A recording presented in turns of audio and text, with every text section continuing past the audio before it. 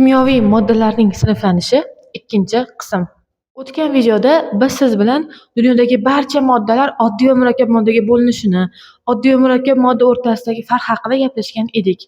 Bugun esa oddiy va murakkab moddalar necha turga bo'linishi haqida gaplashamiz. Oddiy moddalardan boshlaymiz. Oddiy moddalar metallar va nemetallarga bo'linadi.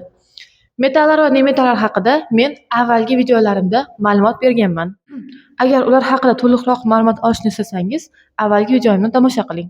Murakkab moddalar ham ikkiga bo'linadi. Anorganik murakkab moddalar va organik murakkab moddalar. Kimyoda odatda o'quvchilarga anorganik murakkab moddalarni o'qitishdan boshlaniladi.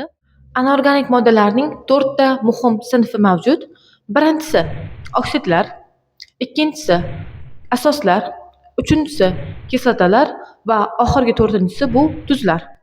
Video yoqqan bo'lsa like bosing va meni yo'qotib qo'ymaslik uchun obuna bo'lishni unutmang.